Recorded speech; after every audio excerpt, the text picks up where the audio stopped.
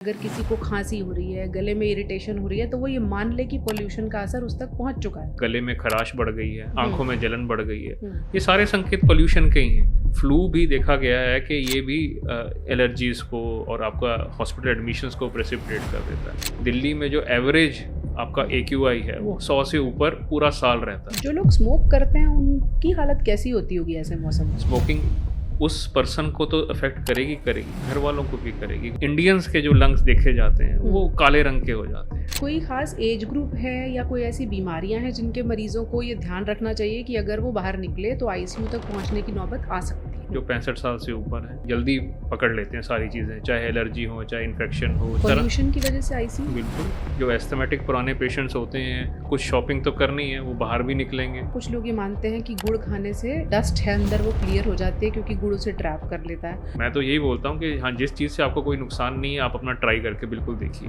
Cough syrup से आपको लोगों को नींद ज़्यादा आती है तो ये एक साइड इफेक्ट मानते हैं। आपको एलर्जीज हो रही हैं तो अपने लिनेंस, अपने पिलो कवर्स, अपने कर्टन्स को हफ्ते में 2 बार गुनगुने पानी से जरूर धुलवा लिया करें। और कौन से सेफ तरीके हैं कि ये अपना के जाओ तो नुकसान थोड़ा कम हो जाएगा? अपना हाइड्रेशन अच्छा रखें। पेशेंट ही हमें बताते हैं कि भाई हम गर्म पानी पीने से हमें बहुत अच्छा लगता है और हमारी सर्दियां आराम से निकल जाती हैं जी। तो उसमें लेने में कोई नुकसान नहीं।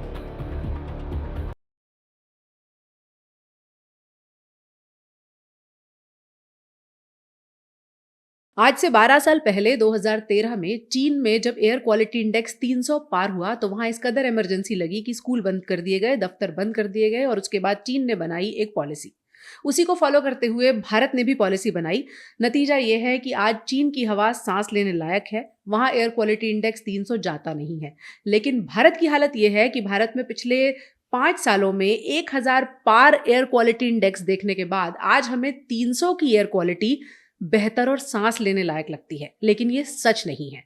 300 के पार एयर क्वालिटी भारत में वेरी पुअर और विदेशों में कई जगह पर हैजार्डस यानी कि सांस ना लेने लायक और बाहर ना निकलने लायक मानी जाती है।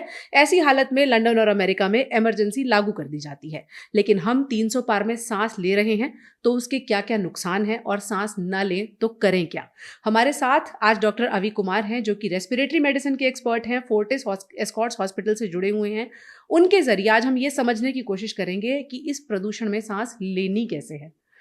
डॉक्टर साहब, मुश्किल सवाल है लेकिन बाहर निकलेंगे तो एयर क्वालिटी 300-400 के आसपास होगी।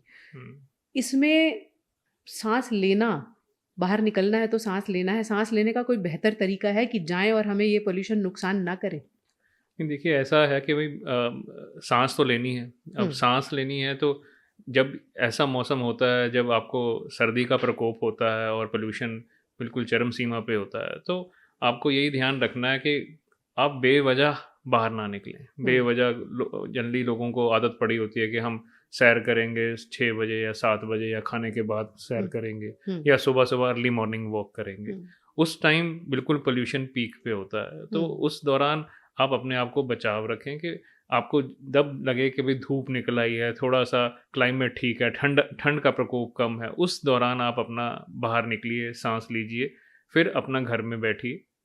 जो एल्डरली लोग हैं, जो हमारे वृद्ध लोग हैं, उनको तो मैं स्पेशली एडवाइस यही देता हूँ कि भाई आप अपना सुबह और शाम का शेड्यूल जो सा है वो पोस्टपोन कर लीजिए। दोपहर को 3 बजे 4 बजे करीब जब थोड़ा सा पोल्यूशन कम होता है, धूप ज़्यादा होती है, तब बाहर निकलें। अगर निकलना भी है तो मास्क का इस्तेमाल करें। तो अगर दोपहर में वॉक करने निकल रहे हैं उस समय भी मास्क लगा के निकलें? बिल्कुल, उस समय भी मास्क लगा के, क्योंकि ज़्यादातर हमें ये होता है कि जैसे मैं बोलता हूँ लोगों के कि मास्क लगा लें, तो उनका सबसे पहले उनका जवाब यही होता है कि जी हमें मास्क लगाने से सांस फूल जाता है। मैं यही पूछने वाली थी, तो सांस मैं नहीं आती लोगों को। तो मैं यही बोलता हूँ कि भाई अब हमारे पास जो सबसे स्टडीज़ कहती हैं कि भाई N95 मास्क सबसे अच्छा मास्क होता है जो 95% पॉल्यूटेंट्स को हम सांस को क्लियर कर देता है। जी। बट अब जो ये नॉर्मल हमारे सर्जिकल मास्क होते हैं, जैसे इस तरह के मास्क होते हैं, ये हमारे 30-40% काम कर देते हैं। हाँ। 30-40% काम कर लेते हैं। जी। तो अगर आपको लगता है कि भाई आप पूरा फुल N95 नहीं लगा सकते तो ये वाला सर्जिकल मास्क लगा लें। कुछ ना लगाने से अच्छा कुछ तो लगाएं, कुछ तो बचाव रखें। यही सेम प्रणाली मैं इस पे इस्तेमाल करता हूँ एयर प्यूरीफायर पे, कि जैसे हम अब घर पे लगाते हैं एयर प्यूरीफायर। लोगों का क्वेश्चन यही मुझसे होता है कि भाई हम तो हम एक कमरे से दूसरे कमरे जाते हैं, दूसरे से तीसरे में जाते हैं। तो मैं उनको यही समझाता हूँ, देखिए रात में जहाँ सोते हैं वहाँ आप अपना एयर प्यूरीफायर लगा लें। आप मिनिमम 8 घंटा तो साफ सांस ले रहे हैं, कुछ ना होने से अच्छा कुछ तो लें।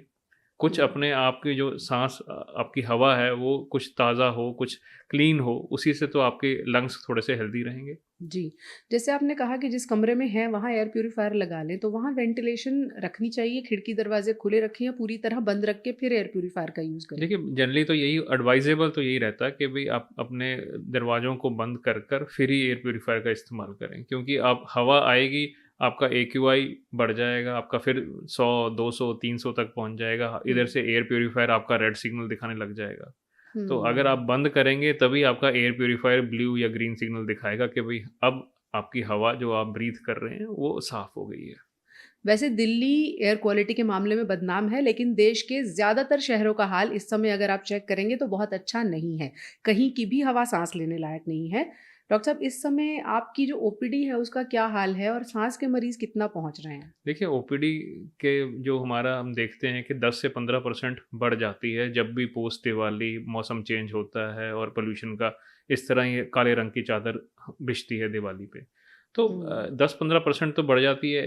इन पेशेंट्स भी बढ़ जाते हैं। क्यों? क्योंकि वो एक तो फेस्टिवल की वजह से वेट कर रहे होते हैं कि हम त्योहार घर पे मनाएँ। हुँ। उसके बाद जैसे ही वो शॉपिंग के लिए बाहर निकलते हैं, कुछ ना कुछ चल रहा होता है और इतने एक्यूट स्टेज पे हॉस्पिटल में पहुँचते हैं कि वहाँ आईसीयू का एडमिशन बढ़ जाता है। तो इस तरह पॉल्यूशन की वजह से आईसीयू? बिल्कुल, पॉल्यूशन की वजह से जो एस्थमेटिक पुराने पेशेंट्स होते हैं, वो उनको अब कुछ शॉपिंग तो करनी है, वो बाहर भी निकलेंगे। बाहर निकलेंगे तो उसके त्योहार के चक्कर में या किसी को मिलने निकलेंगे, वहाँ पकड़ लेंगे। ओके। तो कोई ख़ास एज ग्रुप है या कोई ऐसी बीमारियाँ हैं जिनके मरीज़ों को ये ध्यान रखना चाहिए कि अगर वो बाहर निकले तो आईसीयू तक पहुँचने की नौबत आ सकती है?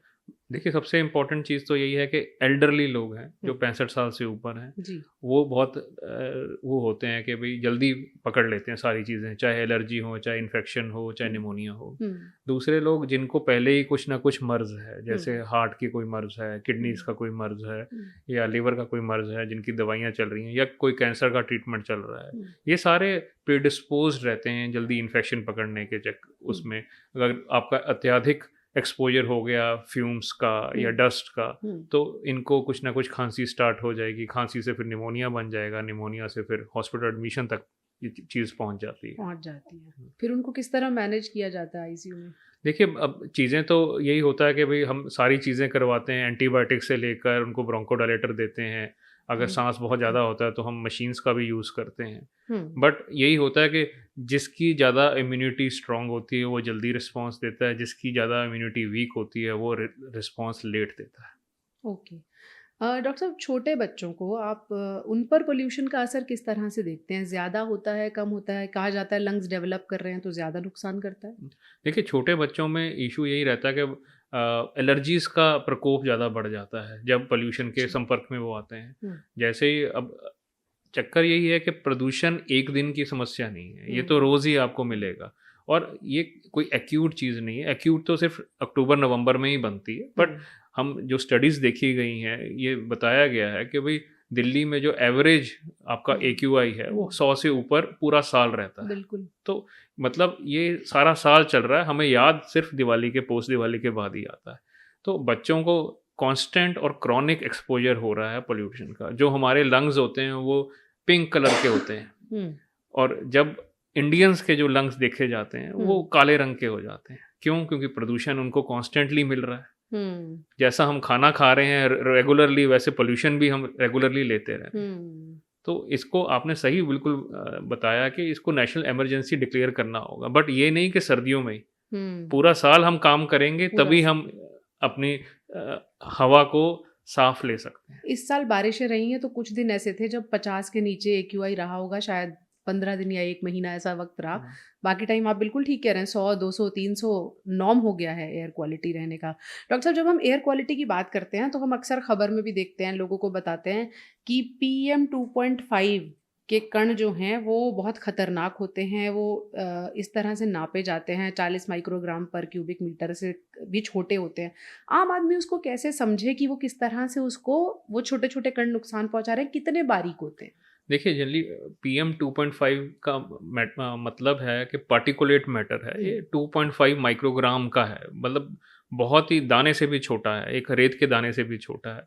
अब उसकी खासियत ये रहती है कि वो जो हमारे डिफेंस ह्यूमन डिफेंसेस होते हैं, जैसे नाक में हमारे बाल होते हैं, वो आदि चीज़ें को रोक लेते हैं, फिर गले में होती हैं डिफेंसेस, फिर एयरवेज में डिफेंसेस होते हैं, जो हमारे कोई अगर डस्ट पार्टिकल चला जाता है उसको हम पुश कर देते हैं, वो गले में आ जाता है और हम थूक के बाहर निकाल देते हैं। हुँ, बट ये जो पीएम 2.5 या पीएम 10 माइक्रोग्राम वाले जो पार्टिकुलेट मैटर होते हैं, इनकी खासियत ये होती है कि ये हमारे एयर डिफेंसेस को भेदने में सफल रहते हैं।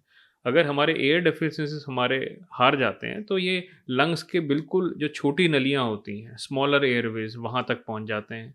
अब वहाँ पहुँच गए तो वहाँ पे एयरवे में इन्फ्लेमेशन करना शुरू कर देते हैं, हुँ, बलगम बननी शुरू हो जाती है। हुँ, जिनकी इम्यूनिटी कम होती है उनको निमोनिया बन जाता है। जो नए तौर पे लोग इनहेल कर रहे हैं जिनकी इम्यूनिटी अच्छी है उनको एलर्जीज़ बढ़नी शुरू हो जाती हैं।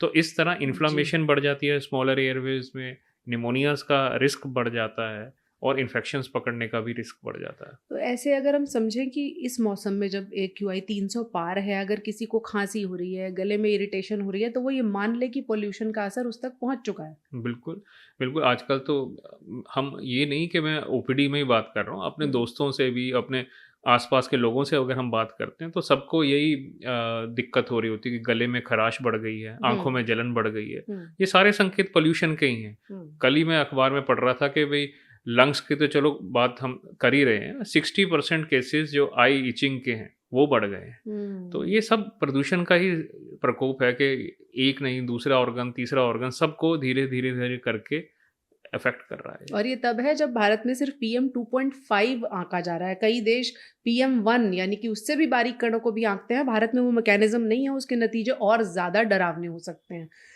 डॉक्टर साहब, अब बात ये है कि निकलना तो है बाहर, तो बाहर निकलने के एक तो तरीका आपने बताया कि सुबह और शाम को अवॉइड करें, जिस समय हवा ठंडी है और नीचे बैठी हुई है, दोपहर में निकलें। और कौन से सेफ तरीके हैं कि ये अपना के जाओ तो नुकसान थोड़ा कम हो जाएगा? पहली चीज़ तो यही है कि जो बहुत रिस्क वाले ग्रुप्स हैं, जिनको दवाइयाँ चल रही हैं, कोमॉर्बिडिटीज़ जिनको कहते हैं, या कार्डियक हो या किडनी फंक्शंस हो या लिवर वाले या एल्डरली पेशेंट्स हों या हुँ, बहुत छोटे बच्चे हों, हुँ, उनको तो बहुत अपना सावधानी बरतनी है कि हुँ, भई अपने आप को बचा के रखना है ठंड से, हुँ, स्पेशली क्योंकि ठंड और प्रदूषण ये एक घातक मिक्सचर बन जाता है एक किसी भी इन्फेक्शन करने को या किसी भी एलर्जी को स्टार्ट करने के हुँ, लिए। दूसरी चीज़ अपना अगर ज़रूरत हो तभी बाहर निकलें, हुँ, फालतू में बाहर ना जाएँ, या हम घूमने जा रहे हैं, अगर किसी से मिलना भी है तो घर के अंदर मिलें हुँ, रेदर देन बाहर जाने के। हुँ, तीसरी चीज़ अपना अगर जाना भी है तो मास्क पहन के जाएँ। हुँ, थोड़ा-सा अपना जब भी बाहर निकलें तो प्रदूषण का जो इफ़ेक्ट है वो थोड़ा-सा कम हो जाएगा। हुँ, है ना? चौथी चीज़ अपना ये रहता है कि अपना हाइड्रेशन अच्छा रखें, हुँ, पानी खूब पीते रहें। हुँ, हाँ, ये कुछ कार्डियक पेशेंट्स को पानी की मनाही होती है, वो अपना उसी तरह से अपना जिस तरह डॉक्टर ने आपको सलाह दी है उसी तरह करें। बट जो नॉर्मल यंग पेशेंट्स होते हैं उनको तो पानी खूब हाइड्रेशन अच्छा रखें। जी, खाना-पीने में अच्छा ध्यान रखें। आजकल त्योहार चल रहा है तो लोगों का मीठा भी बढ़ जाता है, हुँ, जंक फूड्स भी बढ़ जाते हैं। हुँ, आजकल पिज़्ज़ा और बर्गर्स तो नेचुरल नॉर्मल फूड्स बन गए हैं। तो कोशिश करें कि घर का खाना खाएँ, फ्रूट्स ज़्यादा खाएँ, अपने हुँ, जिसमें एंटीऑक्सीडेंट्स होते हैं कि जिससे हुँ, आपकी इम्यूनिटी बेटर रहे। हुँ, और जो लोग अपने जो आपके एल्डरली लोग हैं हुँ, और जिनको कोमॉर्बिडिटीज़ हैं, अपने निमोनिया के वैक्सीन्स, अपने फ्लू के वैक्सीन्स लगवा के रखें। हुँ, क्योंकि कभी-कभी इस दौरान, इस मौसम में वायरल इन्फेक्शंस बढ़ जाती हैं। वायरल हुँ, इन्फेक्शंस बढ़ने से आपके खाँसी, बलगम ये चीज़ें बढ़ जाती हैं और हुँ। आपके इन्फेक्शन होने का रिस्क बढ़ जाता है। जी। निमोनिया की वैक्सीन और फ्लू की वैक्सीन क्या सिर्फ़ बुज़ुर्गों को लगानी चाहिए? कुछ एज ग्रुप है, कुछ हेल्थ कंडीशंस हैं जिन लोगों को ये लगानी चाहिए? कितना बचाती हैं? देखिए, जनरली ये होता है कि निमोनिया की वैक्सीन्स जो होती हैं एल्डरली ग्रुप्स में ही लगाई जाती हैं या हुँ, उन पेशेंट्स को लगाई जाती हैं जिनको कोमॉर्बिडिटीज़ हों। हुँ, कोमॉर्बिडिटीज़ का मतलब होता है कार्डियक, किडनी, लिवर या किसी का कैंसर का इलाज चल रहा हो, हुँ, उनको हम जनरली प्रिस्क्राइब करते हैं निमोनिया का वैक्सीन्स। हुँ, जनरली उसकी जो एफ़िकेसीज़ कहते हैं कि वो 70% एफ़िकेसी होती है हुँ, उनकी। वो भी एक तरह का, मैं यही समझाता हूँ लोगों को, कि एक तरह का इंश्योरेंस है। हुँ, आपने जैसे इंश्योरेंस ले लिया है हुँ, अपने आप अपने हेल्थ का, वैसे ही ये भी एक तरह का आपको निमोनिया के लिए इंश्योरेंस देगा। जी। बट इसका मतलब ये नहीं है कि भई आपको निमोनिया नहीं होगा, हुँ, हो सकता है, क्योंकि विद इंक्रीज़िंग एज उसकी भी एफ़िकेसी 40 टू 50% हो जाती है। राइट। और दूसरी चीज़ ये भी होता है कि भई जब आपकी एफ़िकेसी कम होती है, तो आपका निमोनिया का रिस्क भी एल्डरलीज में बढ़ जाता है, हुँ, बट सीवियरिटी कम हो जाएगी। जो निमोनिया आपको आईसीयू तक लैंड कर देगा, हो सकता है आप वार्ड में रह के ठीक हो जाओ या ओरल एंटीबायोटिक्स लेकर ठीक हो जाओ। हुँ, तो इससे आपके सीवियरिटी कम हो जाती है। हुँ, रिस्क ऑफ इन्फेक्शंस तो कम होता ही है, हुँ, बट सीवियरिटी ऑफ निमोनिया भी कम हो जाती है। जी, रहा सवाल अब इन्फ्लुएंजा के वैक्सीन का, हुँ, इन्फ्लुएंजा के वैक्सीन जनरली हम उन लोगों को भी काफ़ी लगवाते हैं जिनको एलर्जीज ज़्यादा होती हैं, जो अच्छा, हमारे मॉडरेट ब्रोंकियल एस्मा पेशेंट्स होते हैं या सीओपीडी हुँ, पेशेंट्स होते हैं, हुँ, जिनको निमोनिया का रिस्क बड़ा रहता है। तो वो हुँ, हर साल हम उनको एडवाइस करते हैं कि वो अपना सितंबर अक्टूबर में लगा लें, हुँ, क्योंकि फ्लू भी देखा गया है कि ये भी एलर्जीज को और आपका हॉस्पिटल एडमिशंस को प्रेसिपिटेट कर देता है। तो ओके, इसकी वजह से पेशेंट्स एडमिट हो जाते हैं, इसकी वजह से लोगों की जान भी जाती है। यूएसए में तो ये फ्लू को बहुत सीरियसली लिया जाता है। हुँ, तो वहाँ पे तो 2 बार साल में लगता है, बट हम अपने इंडिया में 1 साल में 1 बार एडवाइस करते हैं, सितंबर अक्टूबर में जब मौसम बदल रहा हो, सर्दियाँ आ रही हों, जी। उस स्ट्रेन का वैक्सीन लगवा लें। फ्लू की वैक्सीन वायरल फीवर से भी कुछ हद तक बचा देती हाँ है। जी, flu ma'am generally viral infection ही होता हुँ, है। ये एक तरह जिसको हम कहते हैं कभी-कभी हुँ, H1N1, ये इन्फ्लुएंजा ए के सब टाइप्स होते हैं, या हुँ, H3N2, हुँ, हुँ, जो ये एक तरह के आपके इन्फेक्शंस को प्रेसिपिटेट कर देता है, आपकी बॉडी की इम्यूनिटी को कम कर देता है, हुँ, जिससे आप बैक्टीरियल इन्फेक्शंस पकड़ने के लिए और लायबल हो जाते हो और जी, जल्दी बैक्टीरियल इन्फेक्शंस पकड़ लेते हो। इस वजह से आपका हॉस्पिटल एडमिशन बढ़ जाता है। जी।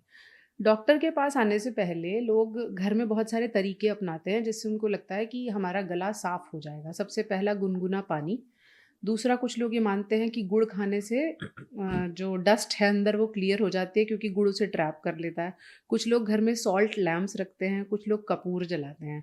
As a respiratory medicine expert इनमें से कौन-सी चीज़ें आपके हिसाब से सही हैं और कौन-सी कोई फ़ायदा देती हैं यानी उनका पता मैम नहीं? जनरली देखिए, जब हम लोगों को ये समझाते हैं कि एलर्जेंस या एलर्जी क्या होती है, एलर्जेंस हम यही बोलते हैं कि अपने आप को ठंडी चीज़ से, अपने आप को डस्ट, फ्यूम्स, हुँ, स्मोक, स्ट्रॉन्ग स्मेल से बचाव रखना है। हुँ, तो इन चीज़ों से आपका बचाव रहता है, तो जो हमारे पेशेंट्स रेस्पिरेटरी वाले पेशेंट्स हैं वो थोड़े से बचे रहते हैं, हुँ, जल्दी हॉस्पिटल विजिट्स नहीं उनकी बनती है। हुँ, तो अगर ठंडी चीज़ हम अवॉइड कर रहे हैं तो गर्म चीज़ लेंगे तो फ़ायदा तो होगा ही, उसका ऑपोजिट लेंगे तो। हुँ, क्योंकि गले में थोड़ा-सा एक सूथनेस आ जाती है।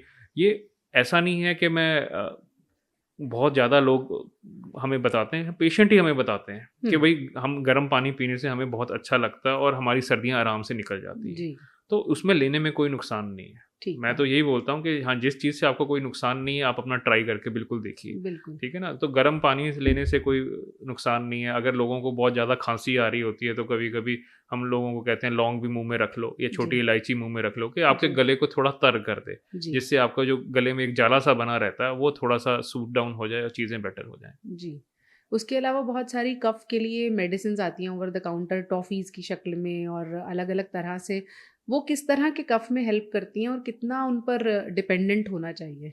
देखिए मैम, जनरली तो जो कफ सिरप्स या लोजेंजेस जिनको कहते हैं हम, वो सारा सिम्प्टोमेटिक ट्रीटमेंट के लिए दिया जाता है। हुँ, अगर आपका कारण कफ का एलर्जीज़ हैं, तो हुँ, हम एंटी एलर्जिक देंगे तो जल्दी आराम आएगा। अगर हुँ, आपका कारण इन्फेक्शन है, तो हम एंटीबायोटिक देंगे तो ज़्यादा फ़र्क पड़ेगा। हाँ, हुँ, ये होता है कि आपका लोजेंजेस या कफ सिरप्स आपको सिम्प्टोमेटिक रिलीफ जल्दी दे देते हैं। हुँ, जो हमारे एंटी एलर्जिक्स या एंटीबायोटिक्स 2 दिन में 48 घंटे में काम करेंगे, उस सिम्प्टोमेटिकली इम्प्रूवमेंट आपके कफ सिरप से बेटर हो जाता है। हुँ, हाँ, ये होता है कि कफ सिरप से आपको लोगों को नींद ज़्यादा आती है, हुँ। तो ये एक साइड इफ़ेक्ट मानते हैं। क्यों आती है उससे नींद? जनरली उसमें थोड़ा-सा उसका साइड इफ़ेक्ट होता है, डेक्स्ट्रोमेथोर्फिन होता है, उसमें थोड़ा सेडेटिव प्रॉपर्टीज़ होती हैं, तो उसकी वजह से लोगों को वो आती है। ऑन अ और लाइटर नोट किसी को नींद ना आ रही हो कफ़ सिरप ले ले। एंटी एलर्जिक्स भी आपको सेडेटिव थोड़ा-सा उसमें इफ़ेक्ट होता है। जी। तो मैं वो कहता हूँ रेदर दैन टेकिंग कफ सिरप्स आप एंटी एलर्जिक ले लीजिए, तो उससे थोड़ा-सा बेटर हो जाएगा। जी, कफ सिरप को लेकर अब वैसे भी बहुत डिबेट्स शुरू हो गई हैं कि उससे हुँ, प्रॉब्लम्स हो सकती हैं, कई हुँ, बच्चों की डेथ्स रिपोर्ट हुई है, तो लोग थोड़ा-सा डरे हुए हैं। तो क्या कफ सिरप ऐसे ले लें तो कोई प्रॉब्लम नहीं है? मैम देखिए, जनरली कफ सिरप्स हम काफ़ी पहले से इस्तेमाल करते आए हैं हुँ, लोगों के लिए, सिम्प्टोमेटिक रिलीफ के लिए। हुँ, हाँ, अच्छी कंपनी का ले लें, है ना? हुँ, ये है कि भई स्टैंडर्डाइज़्ड कंपनी का लें रेदर हुँ, दैन नॉन स्टैंडर्ड, क्योंकि आजकल कंपनीज़ भी बहुत हैं हुँ, और स्टैंडर्डाइज़ेशन थोड़ा कम है। हुँ, तो जिन कंपनीज़ का अच्छा नाम है, तो हम कोशिश तो यही करते हैं कि स्टैंडर्डाइज़्ड ही दें, क्योंकि हुँ, जिसमें शिकायत का कोई मौका ना रहे। जी। अ, कफ सिरप्स की हमने बात की, इसके अलावा क्या कुछ ऐसी दवाएँ हैं जो घर में लोगों को ट्राई करनी चाहिए अगर उनको लगता है पॉल्यूशन की वजह से खाँसी हो रही है या पॉल्यूशन की वजह से गले में इरिटेशन हो रही है? कुछ ऐसी ओवर द काउंटर ड्रग्स हैं जिनको ले सकते हैं लोग? मैम देखिए जनरली हम जब भी लोग हम हमें फ़ोन करके पूछते हैं कि भी हम क्या ले सकते हैं, गले में खांसी हो रही है, तो मैं जनरली एंटी एलर्जी की एडवाइस करता हूँ रेदर हुँ, देन कोई एंटीबायोटिक्स देना। हुँ, तो क्योंकि जनरली ये वायरल या एलर्जिक होता है, तो हुँ, एंटी एलर्जिक से अगर वायरल भी होता है तो 2-3 दिन में उनको आराम खुद ही आ जाता है, और दूसरी चीज़ अगर एलर्जिक होता है तो एंटी एलर्जिक उसका काम करती है। हुँ, तो मोटा-मोटा हमें यही होता है कि भई साइड इफ़ेक्ट्स कम रहें, हुँ, आपकी बॉडी की इम्यूनिटी खुद ही काम करेगी हुँ, उसको सेटल डाउन करने में। हुँ, थोड़ा-सा पेशेंस तो रखना पड़ता है। हाँ, जैसे गुनगुना पानी लेना है, जो घर के नुस्खे हैं वो अपना ट्राई कर लें, हुँ, है ना? Rather than going for directly for the drugs, हुँ, आप थोड़े-थोड़े घर के नुस्खे तैयार कर लें, अपना एंटी एलर्जिक ले लें। चीज़ें आपको 2-3 दिन देखें, अगर 2-3 दिन बाद भी चीज़ें सेटल डाउन नहीं हो रही तो अपने फिर डॉक्टर से अपना सलाह ज़रूर ले लें। बट मेरे ख़्याल से ज़्यादातर लोगों का यही चीज़ में 80 से 90% लोगों का उसी चीज़ में सेटल डाउन हो जाता है। जैसे आपने कहा कि अक्टूबर में पॉल्यूशन अपनी पीक पर है तो लोग आ रहे हैं, रहता तो साल भर है। बहुत सारे लोगों के घरों में भी ऐसी चीज़ें होती हैं जो पॉल्यूशन का कारण होती है, जिसे हम इंडोर पॉल्यूशन कहते हैं। तो जो लोग पॉल्यूशन की वजह से बीमार हो जाते हैं या उनको परेशानी होती है, उनको अपने घर में क्या-क्या चीज़ें हैं जो देखनी चाहिए कि ये भी पॉल्यूशन कर रही होंगी? मैम देखिए जनरली घर में भी ये होता है कि भई एक तो आपका किचन में आपका एग्ज़िट लेवल नहीं है अच्छी तरह, जो आपका स्मोक है वो वहीं घूमता रह रहा है कहीं, तो एक हम लोगों को एडवाइस करते हैं कि एक अपना चिमनी रख लें जिससे हुँ, आपका जो स्मोक है वो निकल जाए तो चीज़ें बेटर होती हैं। हुँ, कभी-कभी हमने ये भी देखा है लोगों का वुडन फ्लोरिंग भी पुराना हो जाता है, उससे भी रेडॉन गैसेज़ निकल जाती हैं, वो भी दिक्कत देने का दमख़म रखती हैं। अच्छा। तो वो भी थोड़ा ध्यान रखना पड़ता है।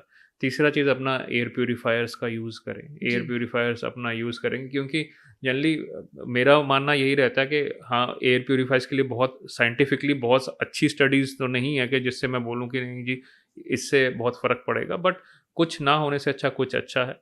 और जी। जनरली एयर प्यूरीफायर्स जिनमें हेपा फ़िल्टर हो, हुँ, वो वाले एयर प्यूरीफायर्स अच्छा काम करते हैं। जी, तो आप उन फ़िल्टर्स को यूज़ कर लीजिए। तो जी। मेरे ख़्याल से रात में जहाँ पे भी सोते हैं, रात में लगा के सोएँगे तो चीज़ें आप थोड़ा बहुत तो अपनी एयर जो ब्रीथ कर रहे हैं, वो अच्छी और क्लीन होगी। जी, आपने वुडन फ्लोरिंग का ज़िक्र किया, कुछ लोग कारपेट्स भी यूज़ करते हैं। कारपेट्स को आप कितना बड़ा रीज़न मानते हैं पॉल्यूशन का? बहुत बड़ा रीज़न होता है क्योंकि पिछले दिनों कुछ ही एक हमारे पास पेशेंट का फ़ोन आया कि भई वो अमेरिका चले गए। अमेरिका में वहाँ पे डॉर्मेंट्री में स्टूडेंट हैं, तो हुँ, डॉर्मेंट्री में रह रहे हैं, बट उनके वहाँ कारपेट फ्लोरिंग है, और अच्छा। कारपेट फ्लोरिंग के बाद उनको जो सारी चीज़ें साँस लेने में दिक्कत, खाँसी, वीज़िंग ये सब स्टार्ट हो गई, जबकि यहाँ पे नहीं थी। ओह! तो एक तरह से मैं यही दर्शाना चाहता हूँ कि कारपेट फ्लोरिंग में कुछ हमारे डस्ट माइट्स हो जाते हैं। हुँ, डस्ट माइट्स होते हैं, वो आपको पता भी नहीं लगेगा कब आप इन्हेल कर लेंगे। इन्हेल कर लेंगे, वो आपको एलर्जी कर देंगे। एलर्जी से फिर आपको यही साँस लेने में दिक्कत, खाँसी, बलगम। तो जनरली मैं अपने पेशेंट्स को यही एडवाइस देता हूँ कि अगर आपको एलर्जीज़ हो रही हैं तो अपने लिनेन्स, अपने पिलो कवर्स, अपने कर्टन्स को, चाहे कर्टन्स को तो आप थोड़ी देर बाद कर सकते हैं, बट हफ्ते में 2 बार अपने लिनेन्स और अपने पिलोज़ को, पिलो कवर्स को हफ्ते में 2 बार गुनगुने पानी से ज़रूर धुलवा लिया करें। क्योंकि वहाँ पे डस्ट माइट्स ना सेटल हो जाएँ, वो आप सोते-सोते इन्हेल ना कर लें और उसके बाद आपको दिक्कतें शुरू हो या एलर्जीज़ स्टार्ट हो जाएँ। कारपेट्स ना ही रखें तो ज़्यादा तो अच्छा बेटर है। बिल्कुल, तो जिन लोगों को कारपेट्स का शौक होता है, तो उनको मैं यही यूज़ करता हूँ कि अपना जो होता है उसको क्लीन बड़ा ध्यान से करना पड़ेगा आपको, क्योंकि रेगुलरली करना पड़ेगा, क्योंकि हम जनरली कहते हैं कि भई डस्ट उसमें सेटल हो जाती है, डस्ट माइट्स आ जाते हैं, वो एक सोर्स ऑफ एलर्जीज़ बन जाते हैं। जी। किचन की स्मोक के बारे में लोग मोटे तौर पर अवेयर रहते हैं कि हाँ, धुआँ निकल रहा है, दिख रहा है, लेकिन पिलो कवर्स में, चादरों में डस्ट माइट्स मतलब छोटे-छोटे कीड़े हैं जो हाँ, छोटे-छोटे कीड़े होते हैं जो एक तरह से आपको एलर्जीज़ करने का दमख़म रखते हैं। जो तो दिखाई नहीं वन देते। ऑफ द मोस्ट कॉमन जो एलर्जन माना जाता है, हुँ, और वो हाउस डस्ट माइट माना जाता है। जिसके बारे में लोग अवेयर भी नहीं जिसमें होते हैं। हमारे इसको जो साइंटिफिक टर्म में डर्मेटोफाइट्स कहते हैं, डर्मेटोफाइट्स। तो ये एक आपको एक तरह से एलर्जी कर देता है, हुँ, और इससे आपको साँस लेने में दिक्कत, जो रेस्पिरेटरी सिम्पटम्स होते हैं वो बढ़ जाते हैं। तो one of the most common allergen माना जाता है ये। उनको माना जाता हुँ। है।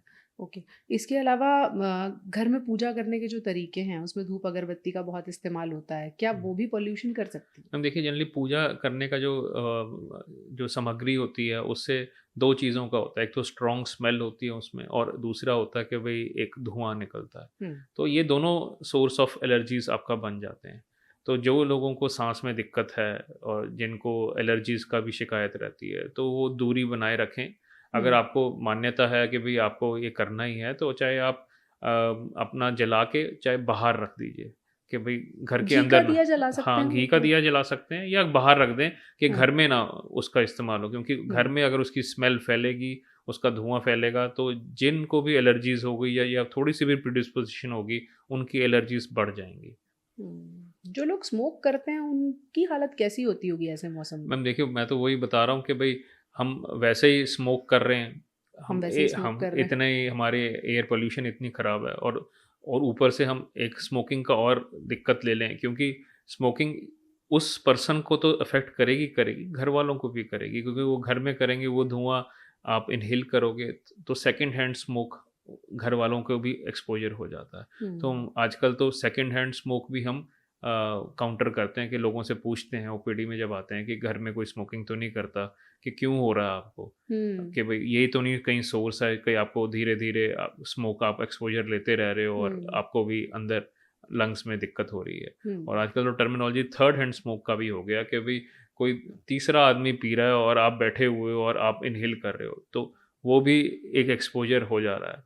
तो हुँ, स्मोकिंग के मामले में तो लोगों को मतलब मीडिया भी काफ़ी हुँ, जागरूक कर रहा है कि भई हुँ, स्मोकिंग छोड़ दें क्योंकि हुँ। स्मोकिंग के तो और भी बहुत सारे दुष्परिणाम हैं, जी। जैसे साँस लेने में दिक्कत है, सीओपीडी बन जाता है, यहाँ तक लंग कैंसर तक हो जाता है। तो मुझे याद है एक डॉक्टर साहब ने एक बार बताया था, वो सर्जन थे, कि अगर कोई स्मोकर है और वो ओटी में है, उसकी कोई सर्जरी होनी है और उसको कोई कॉम्प्लिकेशन हो जाए, तो उसको हैंडल करना कभी-कभी सिर्फ़ इसलिए मुश्किल हो जाता है क्योंकि वो क्रॉनिक स्मोकर है। बिल्कुल, जनरली जब भी हमारे पास यहाँ पे हार्ट के मरीज़ आते हैं, जो जिनकी स्मोकिंग की हिस्ट्री होती है, तो मॉडरेट रिस्क तो ऑटोमैटिक ही हो जाता है कि हम हुँ, माइल्ड रिस्क में तो दे ही नहीं सकते। मॉडरेट रिस्क हुँ, क्योंकि हमें ये नहीं पता कि वो किस तरह बिहेव करेंगे। आज की तारीख में वो ठीक लग रहे हैं, बट कल को कोई और दिक्कत हो जाए, साँस लेने हुँ, वेंटिलेटर पे फँस जाएँ क्योंकि हुँ, लंग कैपेसिटी ना काम करे। हुँ, तो ये दिक्कत तो रहती है कि स्मोक की वजह से आपके लंग कैपेसिटीज़ कम हो जाते हैं। हुँ। लोग कुछ लोग मान जाते हैं और ट्रीटमेंट लेना शुरू कर देते हैं, उसको उससे दूरी बना लेते हैं, कुछ लोग नहीं मानते और जो लोग नहीं मानते वो धीरे-धीरे विद टाइम कैंसर की तरफ भी बढ़ जाते हैं।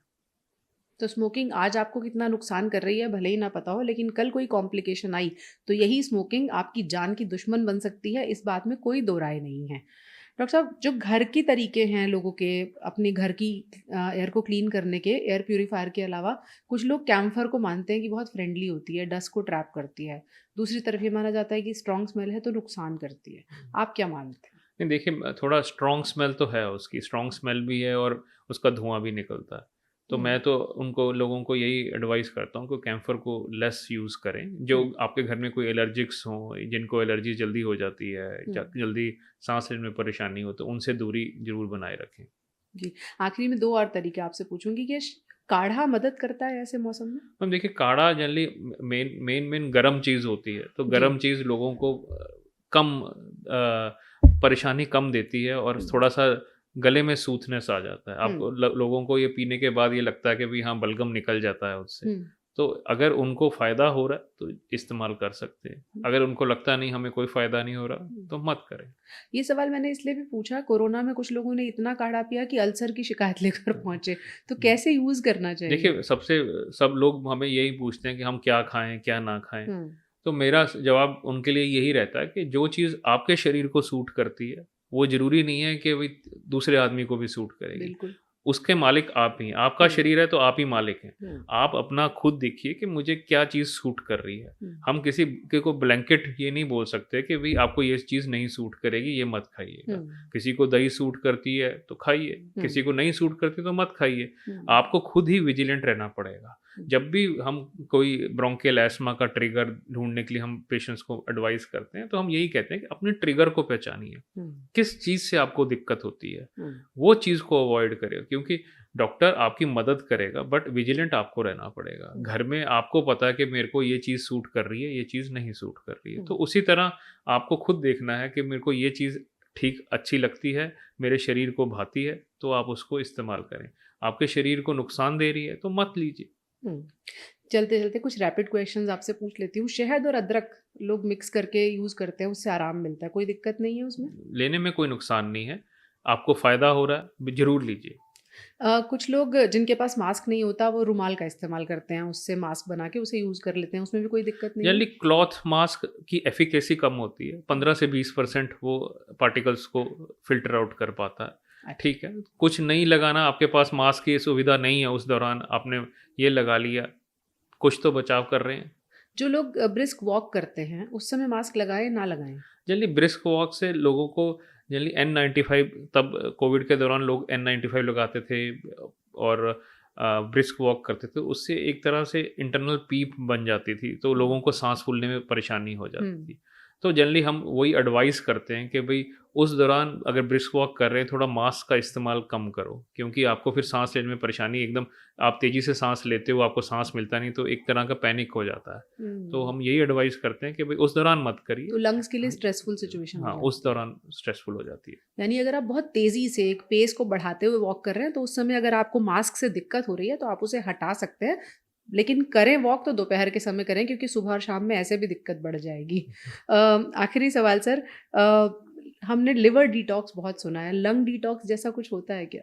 देखिए, लंग डिटॉक्स के छोटी-छोटी चीज़ें ही हैं, हुँ, है ना? आप अपना गर्म पानी पी लीजिए, हुँ, है ना? आप अपना घर में एयर प्यूरीफायर लगा लीजिए। हुँ, अपने आप की इम्यूनिटी अगर ठीक करनी है तो वैक्सीन्स लगवा लीजिए, हुँ, जिससे आपकी एलर्जीज़ का टेंडेंसी कम हो जाए, आपको हुँ, निमोनिया के लिए हुँ, प्रोटेक्शन मिल जाए। हुँ, तो ये छोटी-छोटी चीज़ें हैं जिससे आप अपने लंग्स को स्वच्छ रख सकते हैं, हुँ, लंग्स को बचा के रख सकते हैं। हुँ।